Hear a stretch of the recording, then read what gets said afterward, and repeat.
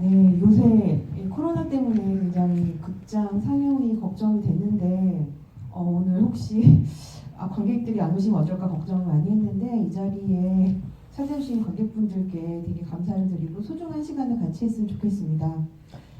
여름날 오정석 감독님의 여름날 지금 막 봤는데요. 아직도 뭔가 기타 소리의 여운이 채 가시지 않은 것 같아요. 오정석 감독님과 이 자리에 승리 역할을 맡았던 김유라 배우님 오셨습니다. 먼저 간단하게 인사하고 시작하도록 할게요. 네, 감독님 먼저. 안 그래도 코로나 바이러스 때문에 여기 안 오실 거라고 생각했는데 생각보다는 많이 오신 것 같아서 너무 감사하고요. 네. 감사합니다. 감사합니다. 바이러스 때문에 나오기 힘드셨을 텐데 멀리까지 발걸음 해주셔서 너무 감사드립니다. 저는 승희 역할 맡았던 배우 김유라입니다. 감사합니다. 네, 반갑습니다. 일단 이 영화의 여름날의 기획이도는 의지할 곳 없는 청춘의 여름날이라고 들었어요. 그래서 감독님한테 먼저 이 영화에 대한 간단한 소개랄까? 설명을 좀 듣고 싶습니다. 제가 이 영화를 구성했을 때 조금 저런 비슷한 상황에 조금 처해 있었던 것 같아요. 그리고 저뿐만 아니라 저의 세대들이 조금 의지할 곳 없는 그런 어딘가 기대려고 해도 기댈 수 없는 그런 현실을 생각을 했었고, 그래서 그 공간을 이제 거제도로 또 생각을 해서 이렇게 영화를 만들었고요. 네. 감독님 첫 번째 장편 영화죠? 네. 네, 기존에 단편 작업들 하시다가 이제 첫 장편 찍으셨잖아요. 전에는 어떤 작업을 하셨는지 좀 궁금합니다. 전에도 비슷하게 제 경험을 바탕으로 만든 그런 이야기들을 주로 만들어 왔었고요. 네. 이 영화는 그 장편이랑 그 전에는 단편만 계속 만들었지만 좀 긴 호흡의 영화를 만드는 건 저도 처음이었는데 조금 또 다르게 해보려고 시도를 많이 해봤던 것 같아요. 첫 장편이고 하니까 시나리오도 조금 더 간략하게 배우에게 조금 더 맡기려고 더 노력을 했었고, 조금 다르게 조금 찍어보려고 많이 노력을 했던 것 같아요. 네, 궁금하네요. 이따가 또 차차 질문을 드리면서 얘기를 들어보고 싶고요.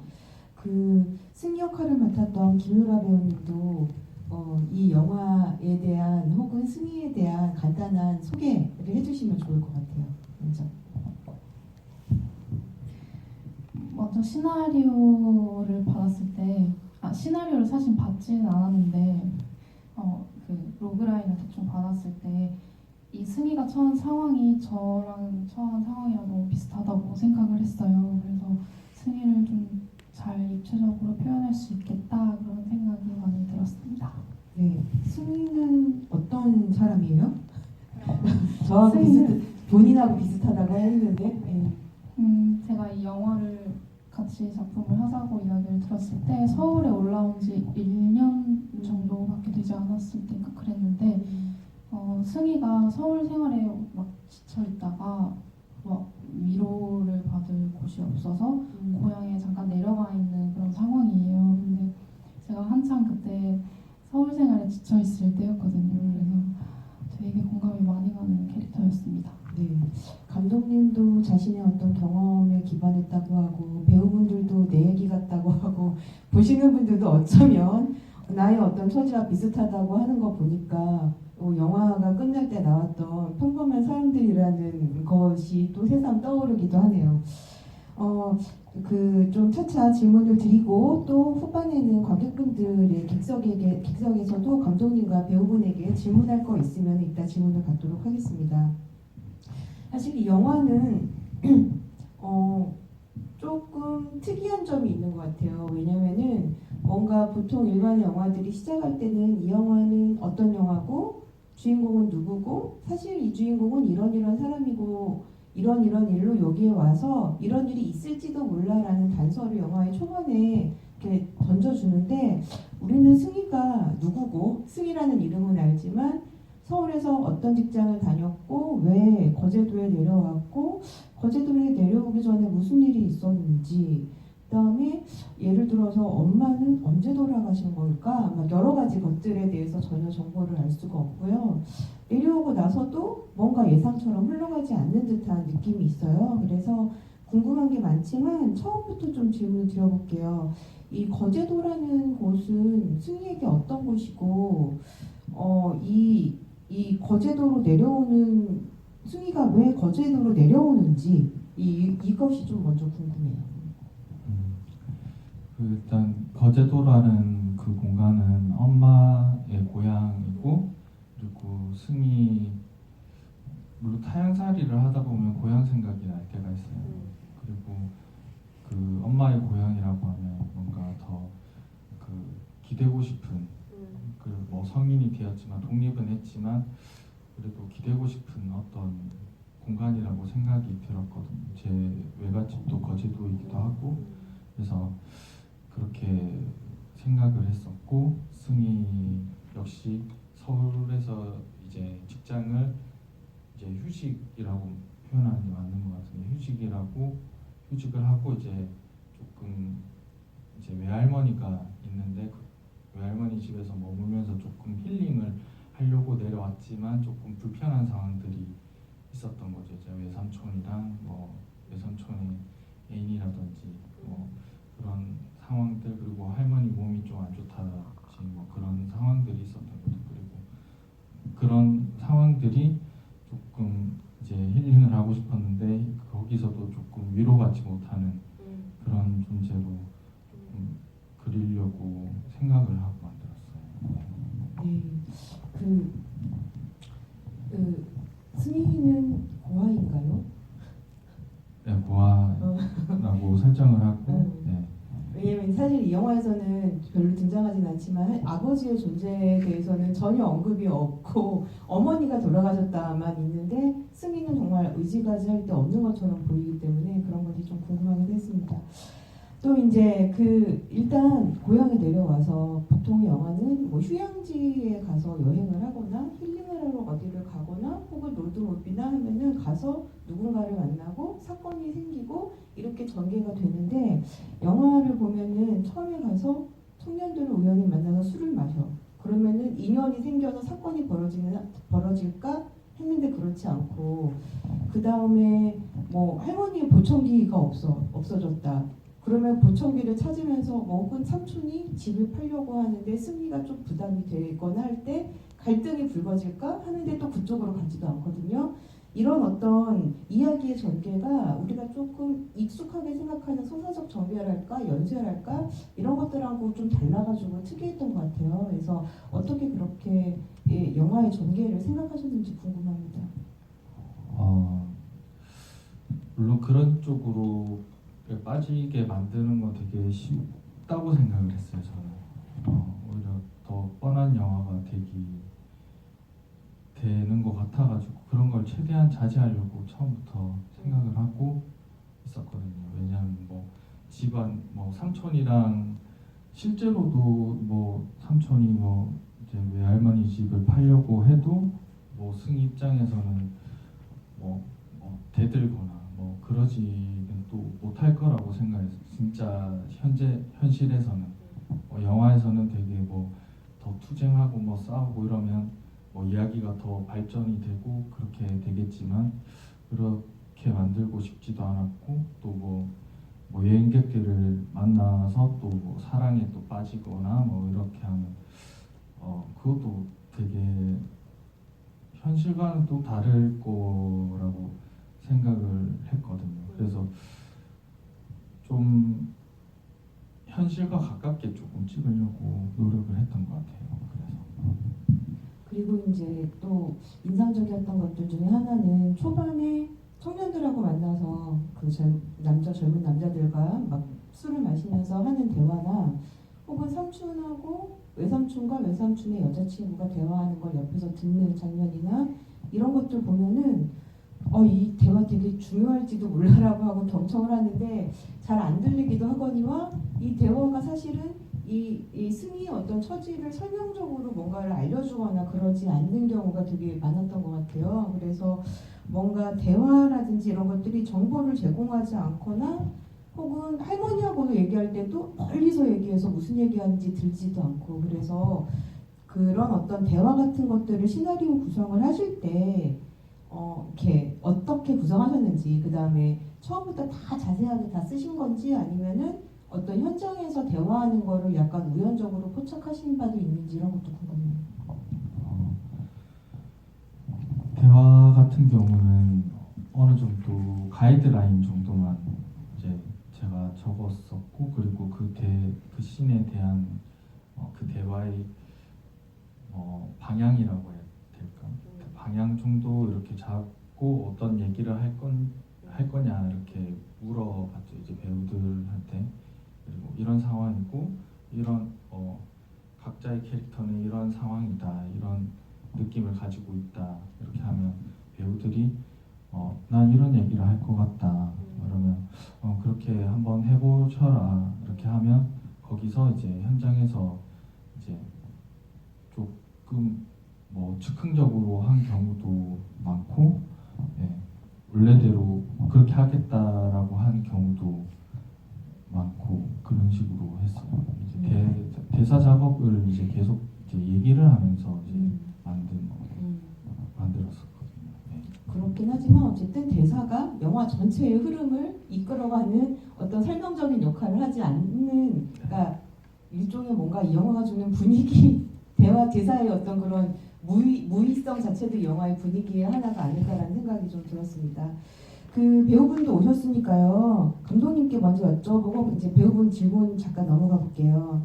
그 승희 역의 김유라 배우님이 있는데 사실 영화를 거의 다 이끌어 나가시거든요. 그래서 감독님께 먼저 질문을 드리는 거는 되게 중요한 역할이기 때문에 이 승희라는 인물은 어떤 인물이고 이런 것들을 좀 어떻게 생각하시고 어떤 배우를 찾으셨고 김유라 배우님 어떻게 만나셨는지 먼저 여쭙겠습니다.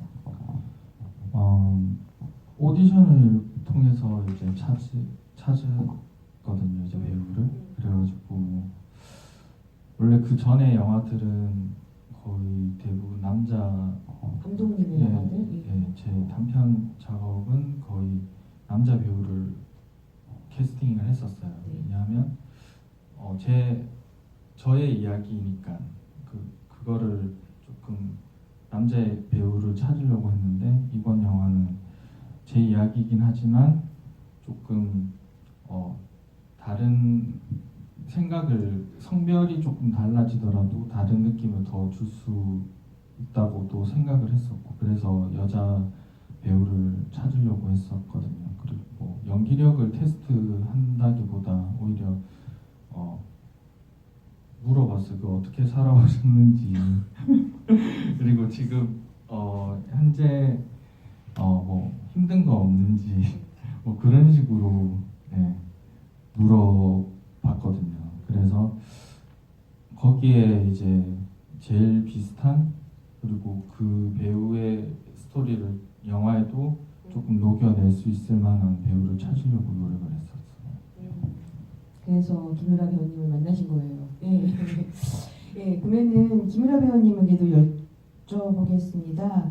아까 시작할 때도 잠깐 여쭤보긴 했지만 사실 승희라는 인물이 영화 내내 나오긴 하지만 되게 궁금한 점이 많아요. 궁금한 점이 많아서 감독님이 이 인물은 어떤 인물이다라고 말해준 것도 있고 혹은 본인이 이 연기를 하시면서 승희는 이런 인물이다라고 상정한 바도 있을 것 같아요. 그래서 그냥 제가 배우님에게 여쭤볼게요.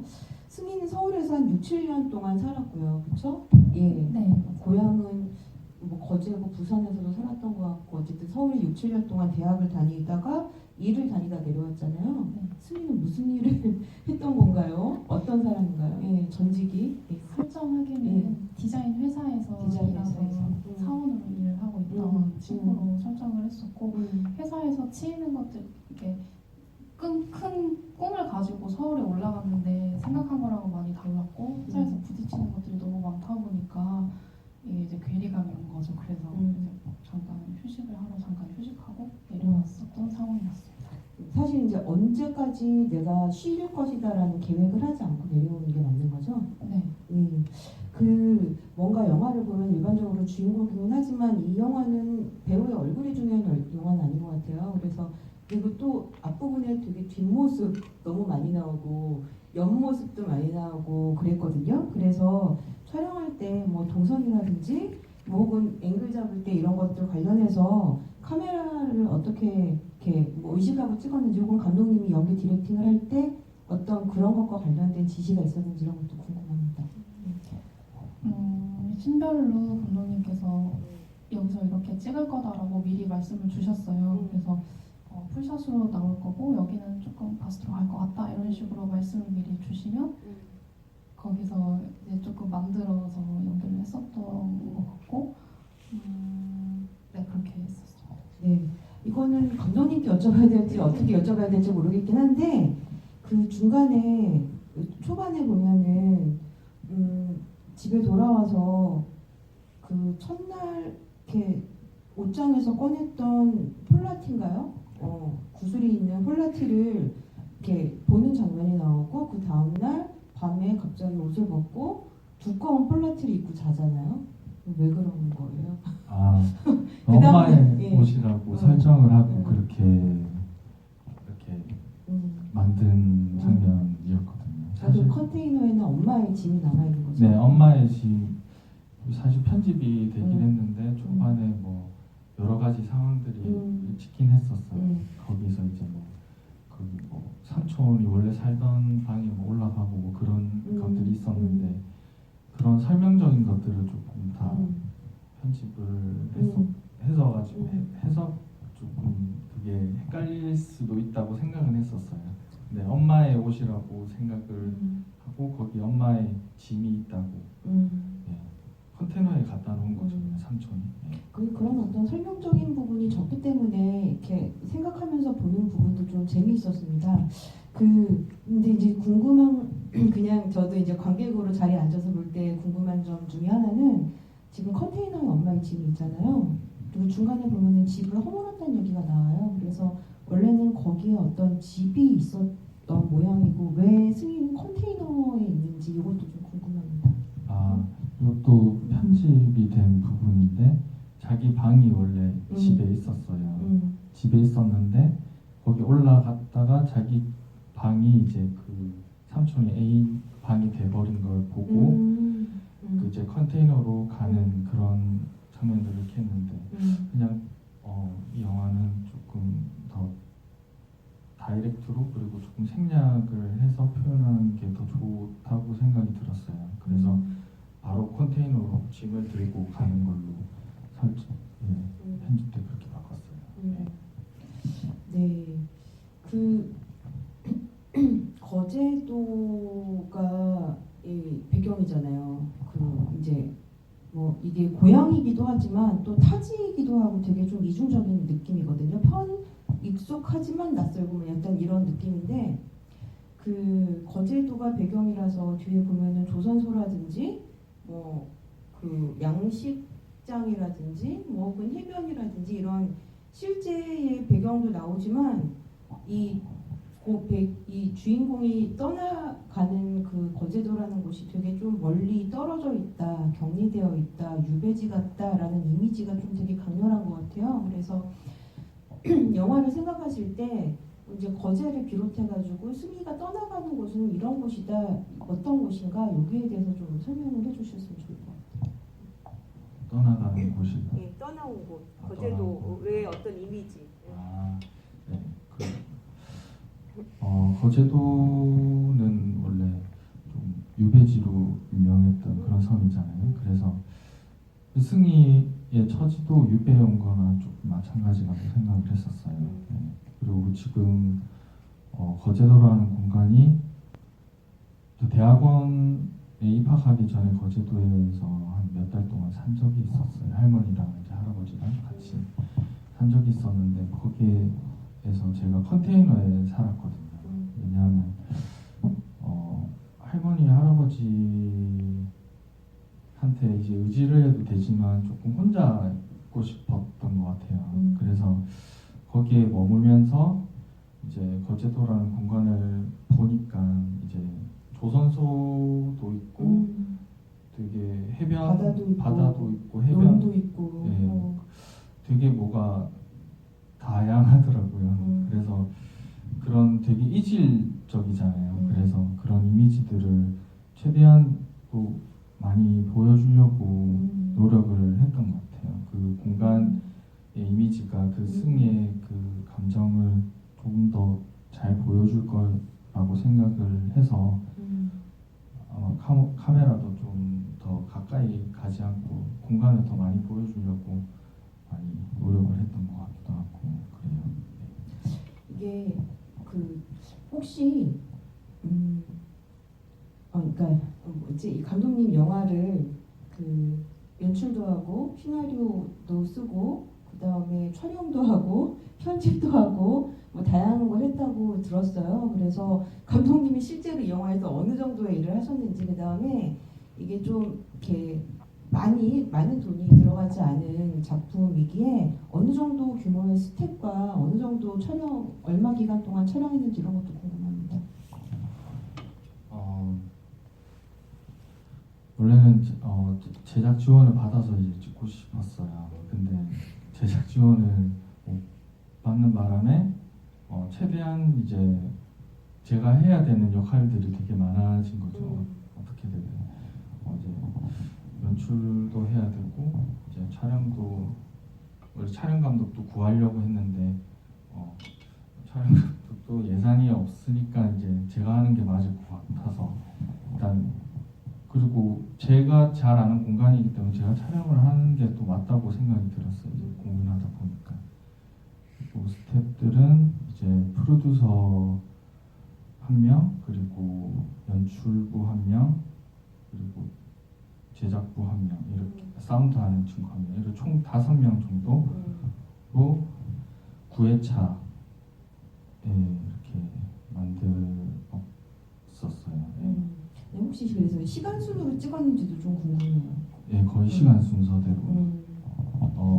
네, 그 이날에 이런 식으로 찍었고 그리고 전날에 약간 저 공간이 좀 더 마음에 들었다 이런 조금씩 수정도 하고 스텝들이 적으니까 그런 것들이 빨리빨리 진행이 되더라고요.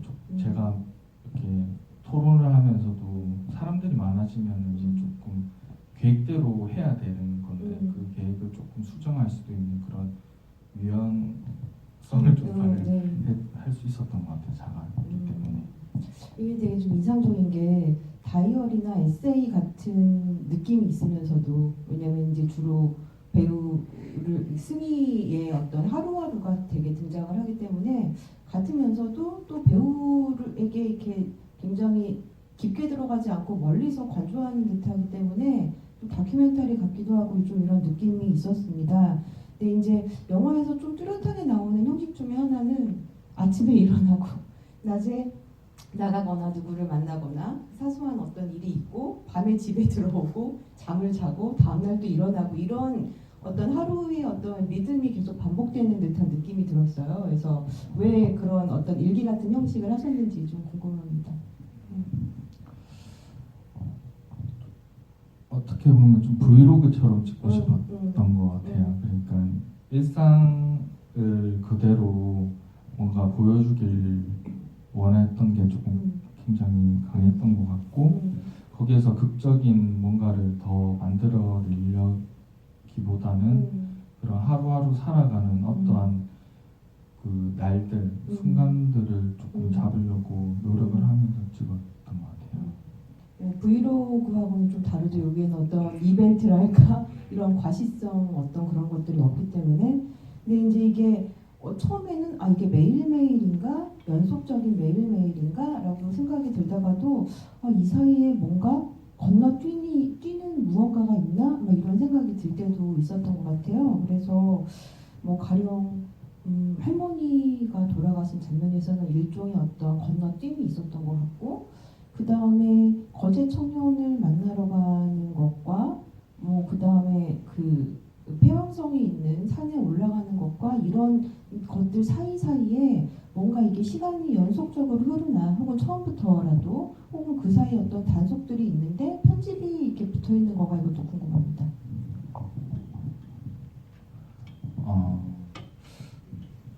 편집이 된 부분들이 조금 많았던 것 같아요. 좀 할머니가 돌아가시기 전에 그 찍었던 장면도 있었고 이제 거대 청년이랑 낚시하는 밤 낚시할 때 그 뒤에 이제 장면도 찍었는데 너무 설명적인 것 같았어요. 구체해 보이는 거예요. 약간 뭐 이래 이래서 헤어졌다, 이래 이래서 할머니가 돌아가셨다 라고 하는 게 조금 친절하게 느껴질 수는 있지만 이 영화의 느낌을 나중에 봤을 때 이게 그렇게 와닿지 않을 거라고 생각을 했어요. 그리고 뭐 할머니가 돌아가셨다는 거 어차피 알게 생략이 되었지만 알고 있고 그 느낌이 더 중요하기 때문에 그래서 이제 약간 그 처음에는 설명적인 부분도 있었지만 의도했든 아니든 감독님이 촬영한 거를 보니까 이 부분은 너무 설명적이고 했던 부분을 걷어내고 보니까 이 영화의 이러한 정서가 만들어졌구나라는 생각이 듭니다. 저도 궁금한 게 더 많긴 하지만 객석에 계신 분들도 감독님과 배우분께 궁금하신 점이나 혹은 영화에 대해 하고 싶은 말씀 있으실 것 같아요. 그래서 손을 들어주시면 오늘은 그 특성상 저희가 마이크를 드리진 않고 객석에서 육성으로 서로 질문을 받는 것으로 하겠습니다. 혹시 네 저쪽 관객분요? 몇 회차였는지 궁금하고요. 그리고 이제 삼촌이 이제 애인이랑 같이 산다는 걸 저는 몰랐어요. 그래서 왜 그렇게 이상하게 승희한테 말하지?라고 생각을 했었고요. 그리고 삼촌 악기를 다루는데 그게 어떻게 들어가게 된 건지 궁금합니다. 촬영은 이제 9회차로 찍었고요. 삼촌이 나중에 그 제가 영화를 사람들한테 이제 공개를 했을 때도 그 많이 들었던 질문인데 삼촌의 숙모인 줄 알았다. 근데 애인이 동거인이니까 막 헷갈려 하시더라고요. 근데 그런 부분들이 조금 약간 저도 인지는 하긴 했는데 거기 뉘앙스에서 저는 느껴질 거라고 생각을 했거든요. 애인이면 숙모면 저렇게 말을 하지는 않을 거라고 저는 생각이 들어서 굳이 뭐 이게 애인이고 숙모고 이렇게 설명을 하려고는 하지 않았던 것 같고요. 이제 삼촌이 색소폰을 부르는데 그 제가 거기 거제도에 살았을 때 저희 삼촌이 진짜 색소폰을 부셨어요. 밤에 제가 이제 좀 늦게 들어오거나 이제 그럴 때마다. 근데 그 색소폰 소리가 저는 되게 우울하게 들리더라고요. 제 처지랑 뭔가 좀 와닿았다고 해야 되나? 그리고 그 거제 이상한 그 시골에서 그 색소폰 소리가 들리는 게 되게 이질적이잖아요. 이상한 느낌이 들었고 이거를 삼촌이 실제로 그랬던 것처럼 이렇게 활용해보자라고 해서 그렇게 차용했습니다. 그 곡은 고향 생각을 넣으셨잖아요. 네. 그 의도적인 건가요? 아니면 삼촌이 고향 생각을 부셨나요? 고향 생각이 조금 의도적인. 그리고 삼촌이 그때 뭘 불렀는지 대강 느낌적으로 곡은 모르는 느낌적으로 아는 것 같아서 어떤 곡을 불렀냐고 이렇게 들어봤거든요. 그 중에 고향 생각이 제목과 그 승희랑 그 영화의 그거랑 좀 맞을 것 같기도 하고 느낌도 비슷하고 해서 고향 생각을 썼습니다. 네, 감사합니다. 답변 되셨는지요? 네. 그다음에 또 혹시 객석에서 질문 있으신 분은 생각을 하고 계셔도 되고요. 음악이 나온 김에 마저 좀 질문을 드려볼게요.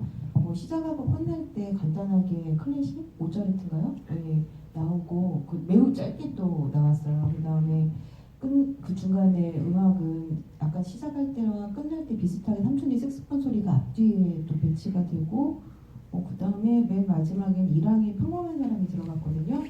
그래서 음악이 되게 좀 저는 되게 미니멀하게 사용이 됐다고 느꼈거든요. 그 다음에 뭔가 이 영화의 정서와 음악의 어떤 선곡이 되게 좀 잘 조응됐다라는 생각이 들었는데 어떻게 이렇게 음악을 선정하셨는지 이것도 좀 궁금해요.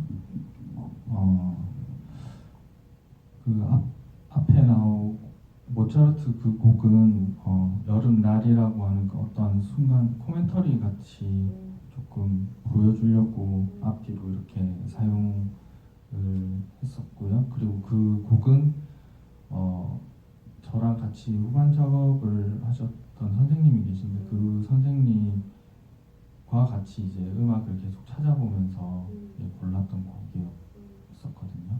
그리고 삼촌의 색소폰 그 음악이 들어가는 그 순간은 이제 그걸 기점으로 해서 조금 이야기의 그 방향을 조금 힘을 실어주고 싶었던 게 있었어요. 이제 처음에 서울 짐을 치면 푸는 날과 짐을 싸는 날 같더라고요. 네, 맞아요. 네. 네.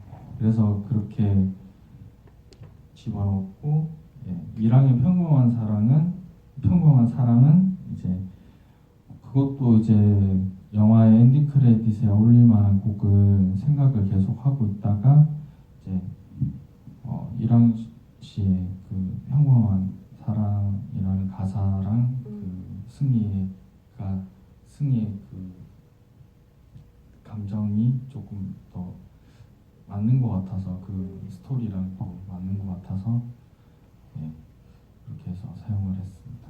마치 이 영화를 위해 작곡된 노래와 같은 느낌이 들었습니다. 맨 마지막에 음악이 올라갈 때. 또 혹시 객석에서 질문이나 여기 앞에 관객분.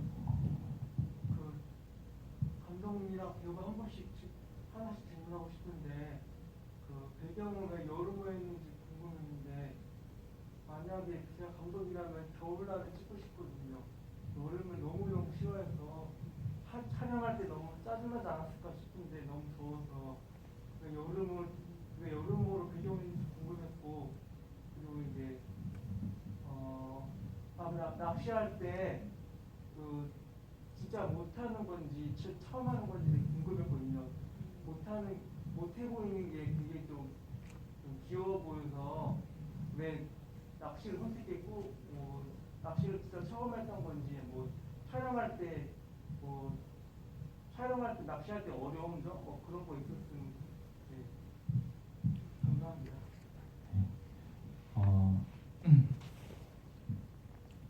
물론 그 첫 번째 질문 뭐였죠? 여름. 그 여름이라고 설정했던 건 이제 여름이 되게 활기차고 이미지가 조금 그렇잖아요. 근데 승희는 그렇지가 않은 거죠. 그래가지고 조금 그런 대비되는 모습을 조금 그리려고 생각을 했었어요. 오히려 더 서늘하게 느꼈을 수도 있을 것 같아요. 여름날이지만.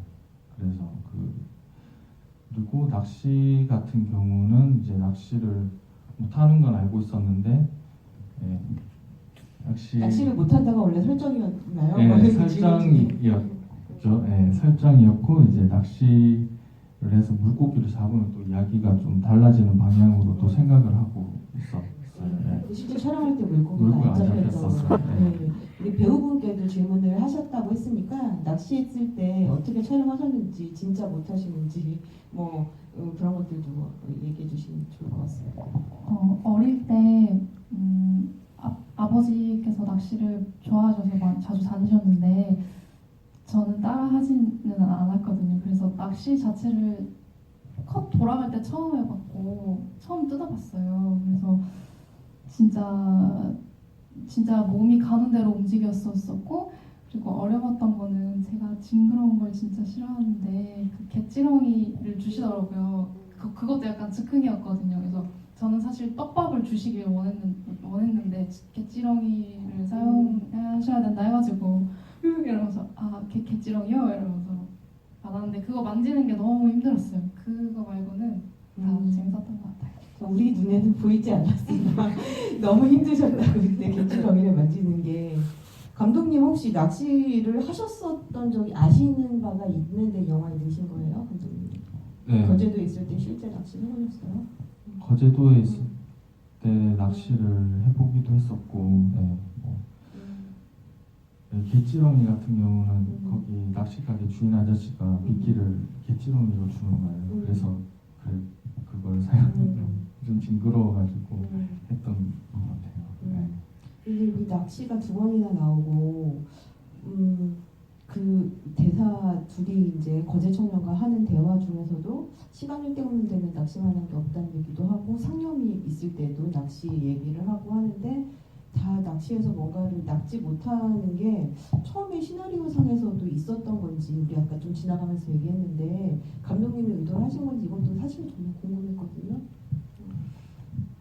저는 몇 마리 잡힐 줄 알았거든요, 사실. 근데 날이 너무 더워가지고 진짜 물고기가 안 잡히는 거예요. 그래서 잡히면 영화의 내용이 달라졌을 수도 있나요? 네, 그 거제 청년 하시는 분이 낚시를 좀 좋아하시는 분이에요. 그래서 그분한테도 얘기를 했는데 낚시 물고기를 잡으면 같이 회를 먹으러 가자라고 뭐 제안을 하든지 뭐 그런 식으로 얘기를 했으면 좋겠다라고 했었죠. 그래서 그런 대사들이 조금 바뀌었을 수도 있다고. 예, 혹시 객석에서 그냥 육성으로 말씀해 주시면 저는 닭 좀 여쭤볼게요. 닭. 닭인데 할머니 돌아가시고 수탉 그룹 셋이라잖아요. 원래 수탉은 많이 안 키우잖아요. 한두 마리밖에 안 키우는데 수탉이 때로 나와가지고.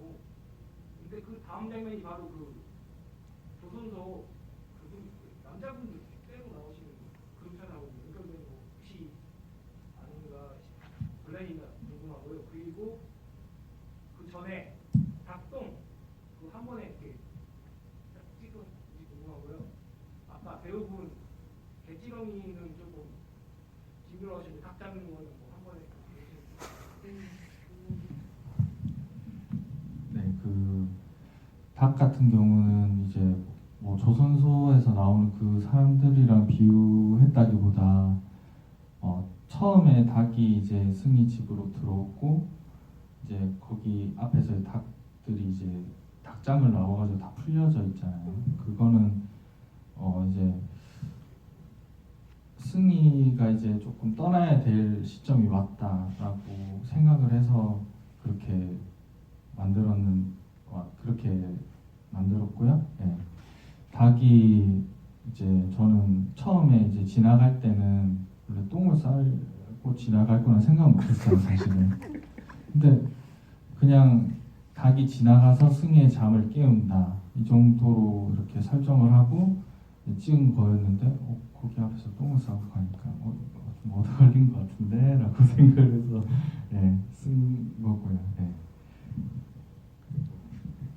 어떠셨어요 그때 촬영할 때? 닭똥에 대해서 뭐 하나 말씀드릴 게 있는 거는 저는 눈을 감고 있어서 사실 똥을 싼지 몰랐어요. 그래서 이렇게 연기를 하고 컷하고 봤는데 똥이 있는 거예요. 그래서 이거 뭐야 이렇게 됐었었고 그리고 닭은 제가 곤충은 되게 무서워하는데 동물들은 사랑해가지고 쉽게 잡을 수 있었어요. 닭이 처음 잡아봤는데 되게 부들부들하더라고요. 그래서 기분 좋았어요. 저는 다 거기 때로 나오는 닭들은 수탉인지 몰랐는데 딱 보면 선별 구분을 할 수 있는 건가 보군요. 벼슬이 있어서. 감사합니다. 또 혹시 객석에서 질문 있으신 분? 안경 쓰시고. 한 가지 감독님께 여쭤보고 싶은 게 있었는데 그 대부분의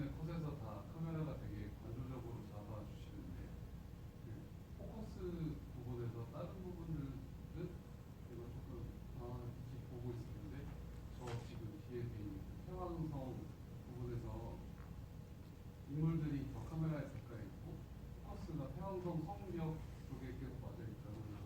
그게 계속 고정으로 돼 있고 첫 번째 폐왕성에 두 인물이 나왔을 때 포커스가 계속 인물은 포커스에 들어가 있지 않다가 마지막에 인물이 포커스에 들어가면서 그 컷이 끝나고 그다음에 다음 컷에서도 이제 그 승희가 마지막에 혼자 올라갔을 때도 그 포커스가 그에 맞춰져 있는 곳에 본인의 의지로 가서 이렇게 앉는 모습을 봤거든요. 그래서 그 부분이 어떻게 좀 의도하신 건지 혹은 다양하게 포커스를 좀 쓰시다가 그 중에 하나 이게 좀 느낌이 좋아서 이런 식으로 진행을 하신 건지 그 부분이 좀 궁금했습니다. 네.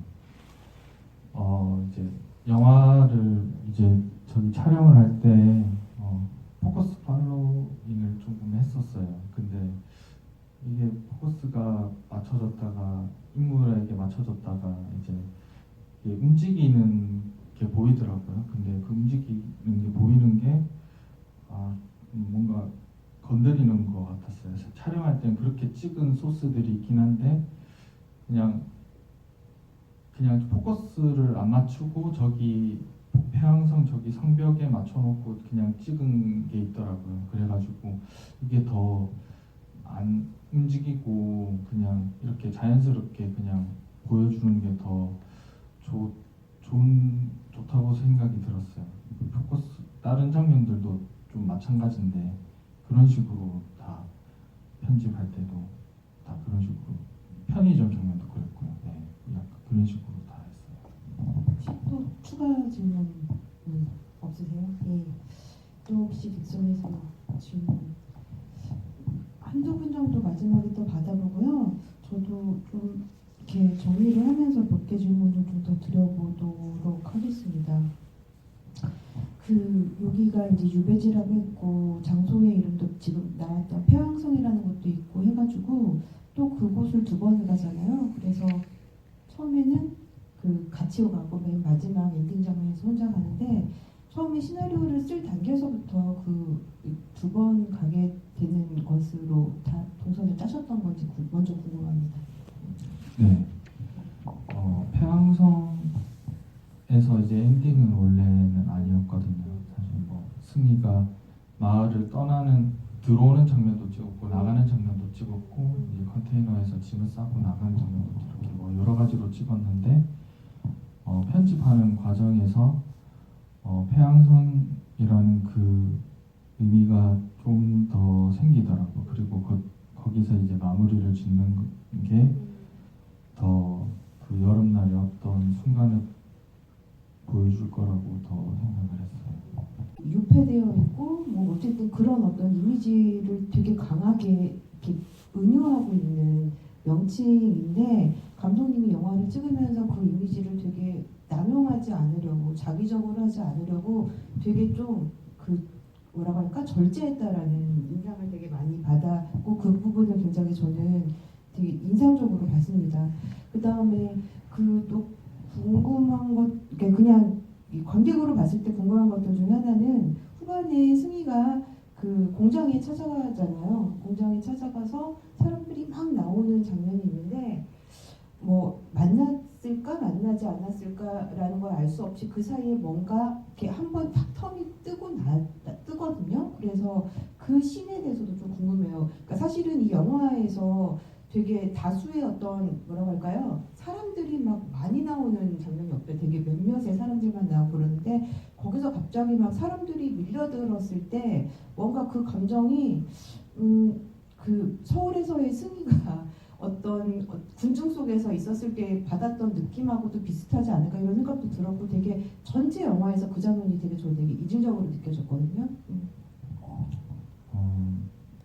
그 조선소에서 사람들이 나오는 그 장면은 이제 거제 청년이 거기 있을 거라는 짐작으로 이제 승희가 찾아간 건데 이제 거기서 많은 사람들이 나오는 거죠. 거기에 누군가의 거제 청년이 있을 거라고 생각을 우리 관객들은 계속 이제 찾으면서 보겠죠. 그런 식으로 조금 좀 찍으려고 생각을 했었어요.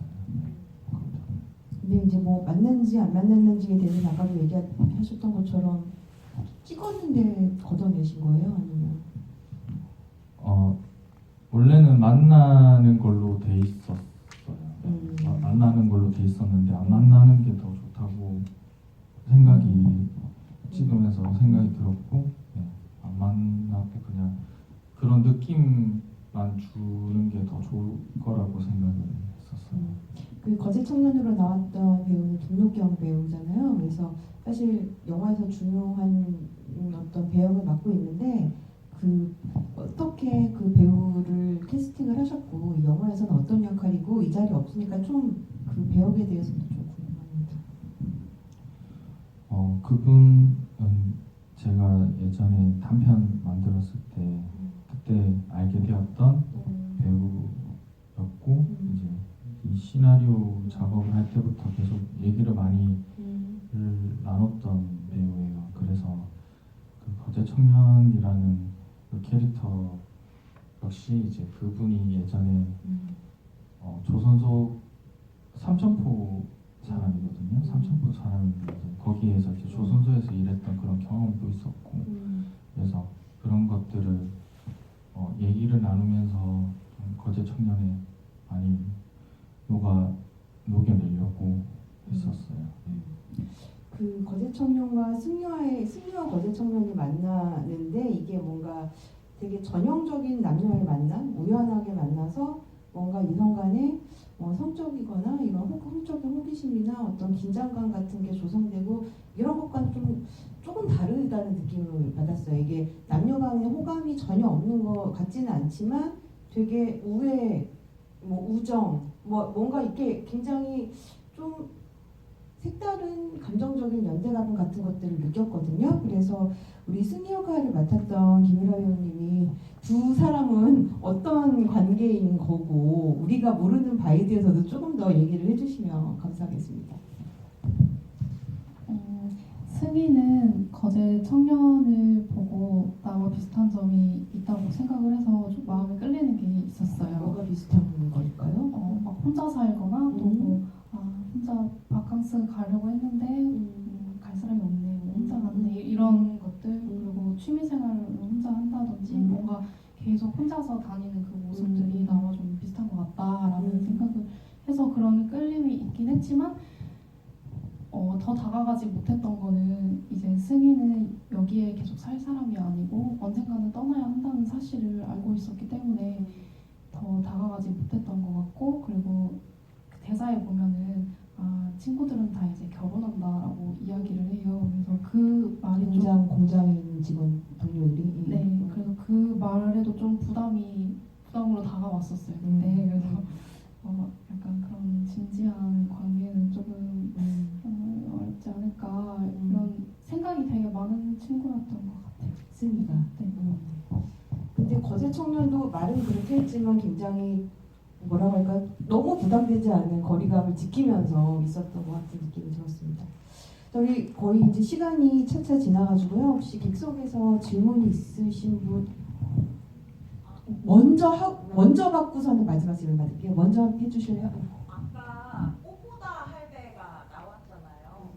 근데 저도 이제 시나리오 쓰고 있는데 이제 저런 거 이제 비용이 발생하거나 뭐 이렇게 절차가 또 있잖아요. 그래서 약간 하면서 저거는 또 돈이 들어갈 것 같아 하면서 좀 검열을 하게 되더라고요. 안 쓰게 되더라고요. 그런 거 어떻게 처리하신 과정을 좀 알고 TV 장면 2번 나오잖아요. 네. 그런 장면들은 찍을 때는 저는 그런 것들을 이제 생각을 안 하고 찍죠. 이제 뭐 저작권이나 이런 것들은 이제 원하면 돈을 주고 음악 같은 경우도 이제 원래 그냥 그런 거를 생각하고 하면은 좀 제약이 너무 많잖아요. 그래서 이제 원하는 것을 일단 찍고 그리고 나중에 이제 그게 비용이 발생하면 나중에 비용을 지불하는 걸로 다 이런 식으로 처리를 했었어요. 네, 음악도 그렇고 다 그런 식으로. 아까는 꽃보다 할배 같은 경우는 비용이 어느 정도나 비용 그 CJ ENM에서 오늘 PD가 정확하게 알 것 같은데 저는 잘 모르겠어요. 그렇게 짧게 들어가는 거는 얼마 그냥 안 들었다고 들었던 것 같은데 여기 음악은 피디님이 대답해 주실 수 있나요? 혹시 피디님이 오셨으면 나중에 궁금하면은 더 자세히 여쭤보는 걸로. 근데 왜 꽃보달배 그 여행 가는 장면을 일부러 굳이 넣으신 거예요? 아니면 우연히 걸린 거예요? 다른 장면들도 있었는데 뭐 거기에 이제 TV를 계속 틀어놓고 할머니가. 있는 장면이어서 이제 꽃보다 할배가 안 나오는 장면도 있었고 근데 할머니가 꽃보다 할배를 보는 게 좀 더 재밌는 장면이 될 것 같아서 뭔가 우연일지 어쩔지 모르겠지만 어쨌든 여행이라는 많은 것들이 겹쳐가지고 이렇게 좀 대조되어 보이기도 하고 했던 것 같습니다. 혹시 답변 되셨나요? 여기 예 안경 쓰신 분들 예.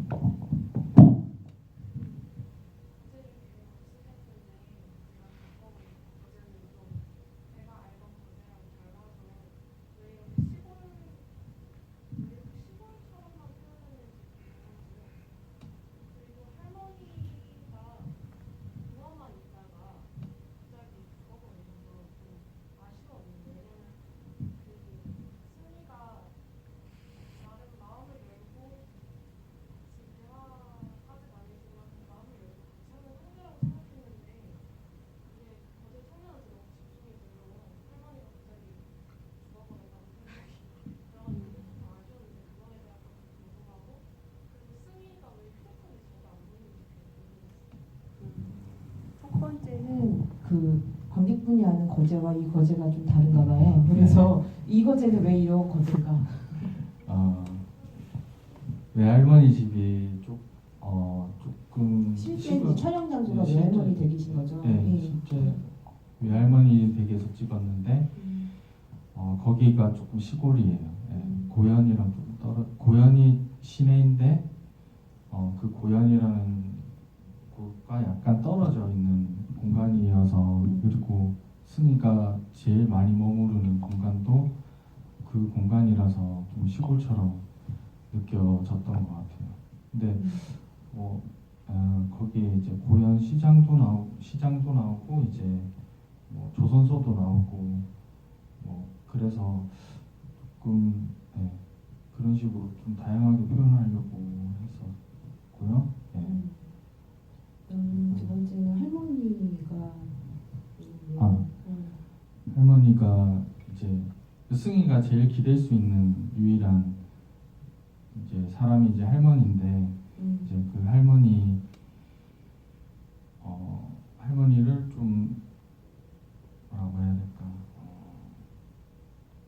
좀 아쉬웠다고 얘기하긴 좀 그렇지만 제 할아버지가 사실 원래 영화 찍기 전에 돌아가셨어요. 저도 그렇게 갑작스럽게 돌아가실 줄 몰랐는데 영화 찍기 전에 이제 외할아버지가 갑작스럽게 돌아가시는 거 보고 저도 그렇게 갑작스럽게 이렇게 누워만 있다가 이렇게 돌아가실 수 있구나 또 그런 생각이 들었어요.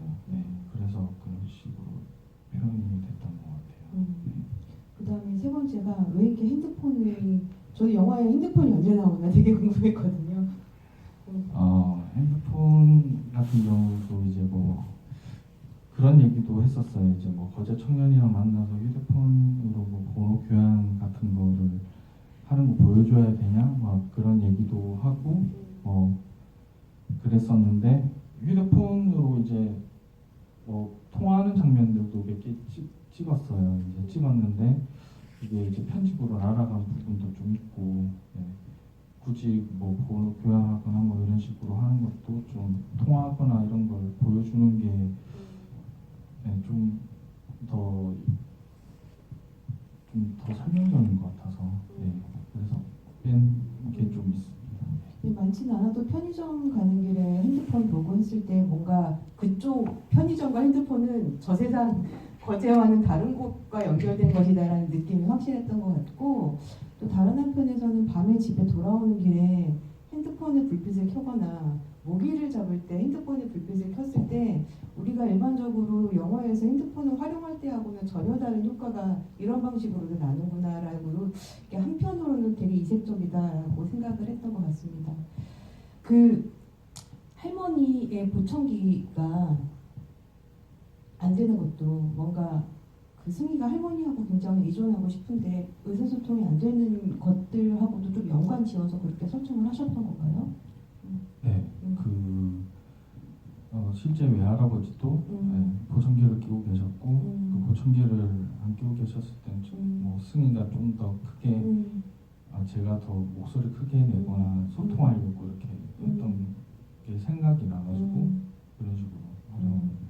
승희가 뭔가 의지하고 싶지만 이렇게 쉽게 의사소통이 되지 않고 그런 와중에 또 갑자기 돌아가셨을 때 주인공인 승희가 느꼈던 어떤 감정적인 고립감 같은 것들도 더 잘 드러날 수 있었던 것 같고 해서 질문 주신 거랑 연관이 될 것 같아서 같이 여쭤봤습니다. 자, 혹시 마지막으로 질문 있으신 관객분? 마지막이에요. 예. 간단한 건데요. 예. 그 서울 청년 3명이랑 둘이 술 마실 때 서로 밀당 주고 갔잖아요. 거기 할 때 귓속말 혹시 특별히 정해주신 거 없으신가요? 네, 귓속말은 정해주지 않았었어요. 그냥 그 배우분에게 화면은 이런 식으로 나올 건데 조금 거기 프레임 안으로 들어왔다가 나갔다가 이렇게 얘기를 하면서 이렇게 제스처를 하면서 얘기를 하면 좋을 것 같다라고 얘기를 했는데 거기서 이제 귓속말을 할 줄 몰랐었어요. 저는 찍으면서. 네. 무슨 말인지도 모르고 네. 저는 그 장면 처음 볼 때 처음에 녹음이 잘못됐나 싶었어요. 너무 다양한 채널로 대화가 들렸는데 굉장히 좀 인상적인 장면 중 하나였던 것 같습니다. 5번째 인물이 들어왔다 나갔다 하고 계속 하다가 나중에는 승희 얼굴이 가려지기도 하고 해가지고 뭔가 이 영화에서의 승희의 어떤 정서를 너무 잘 표현해주는 좀 익숙하지 않은 앵글로 보여주는 장면이라서 되게 인상적이었던 것 같아요. 오늘 뭔가 관객분들이 거의 1인 1질문을 해주신 듯한 느낌이 있습니다. 이렇게 좀 밀착해가지고 또 지휘를 하니까 감독님의 얘기들을 이렇게 자세하게 들을 수 있어서 좋았어요. 그 시간이 다 돼가지고 맞춰야 될 것 같긴 한데요. 승희 역할을 맡았던 김혜라 배우님부터 이렇게 영화 마치고 극장에서 서독제에서도 이제 그 공개가 됐고 극장에서 이렇게 관객들 만나고 영화 보고 하시면서 어떤 느낌이 드시는지 좀 궁금하고요. 그 다음에 어떤 연기를 해오셨고 앞으로 어떤 연기 하고 싶으신지 이런 것도 듣고 싶습니다.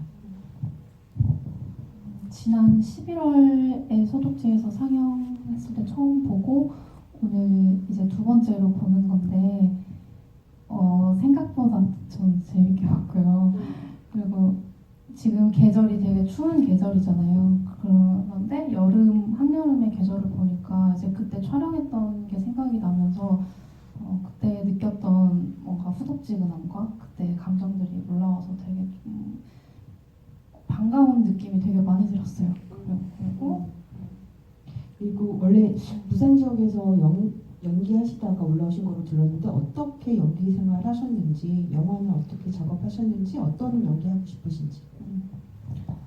저는 부산에 있는 학교를 나와서 학교를 다니다가 휴학을 하고 이제 부산에서 작품을 조금씩 하고 있었어요. 그러다가 이제 부산에서만 작품 활동을 하기에는 한계가 있다고 느껴서 서울에서 더 넓은 데서 활동을 해보자 해서 서울에 올라오게 되었고 그리고 이때까지 했던 거는 비슷한 캐릭터를 많이 했었어요. 우울한 것도 해보고 가끔 밝은 것도 하고 좀 공포 이런 거, 스릴러 이런 것도 많이 했었고 그리고 제가 원하는 연기 방식은 이런 것처럼 연기하는 건지 아닌 건지 모르는 약간 리얼리티한 연기를 많이 추구해서 그런 방향으로 많이 하고 싶고 다음에는 좀 더 밝은 연기를 한번 해보고 싶습니다.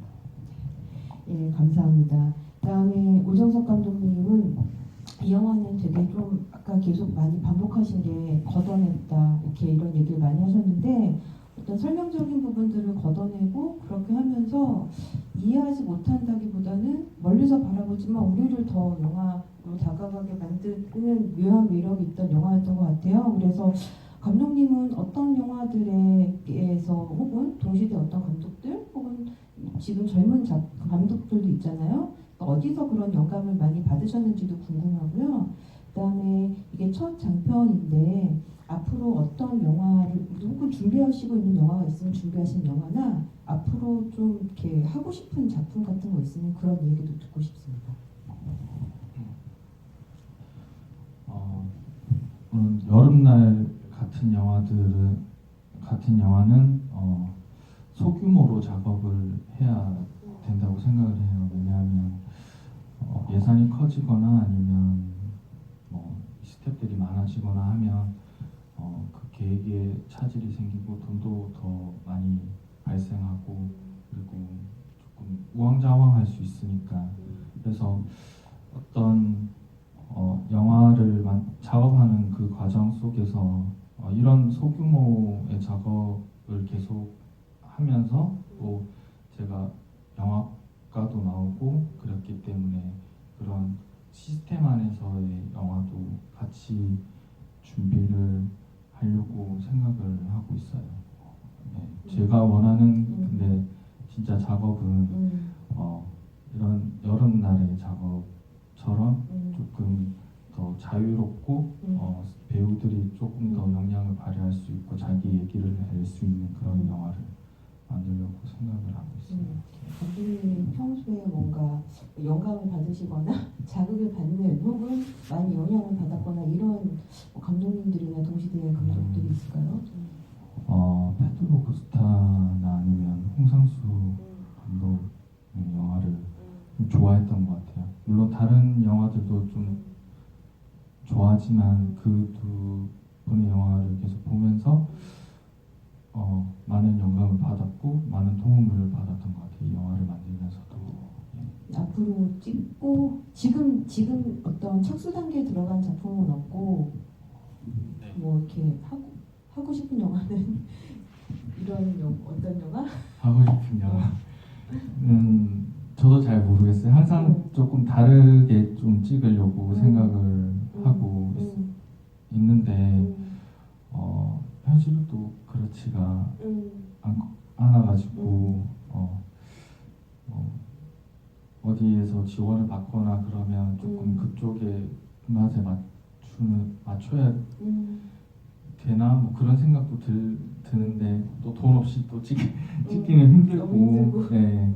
제가 원하는 대로 하려고 하면 이게 말이 되지 않잖아 또 이렇게 또 얘기도 나오고 해서 그래서 제가 말했던 조금 이런 여름날 같은 작업과 조금 병행하면서 좀 찍으려고 생각을 하고 있어요. 너무 솔직한 답변 감사합니다. 그 감독님의 첫 장편이고 과거의 단편들하고는 어떤 것들은 조금 경향이 다르기도 해서 다음에 어떤 작품이 나올까 너무 궁금해요. 그래서 일단 오늘 여름날 이렇게 이런 엄혹한 고난의 시기에 코로나가 유행하는 시기에 극장에서 상영하는 오셔가지고 직접 와주셔가지고 관객과의 대화에도 참여해주신 감독님께 너무 감사드리고요. 그 다음에 김유라 배우님께도 감사드리고 같이 끝까지 그 자리에서 관객과의 대화에 참석해주신 관객분들에게도 감사를 드립니다. 저희는 인사를 하면서 이것으로 관객과의 대화 마치도록 하겠습니다. 감사합니다.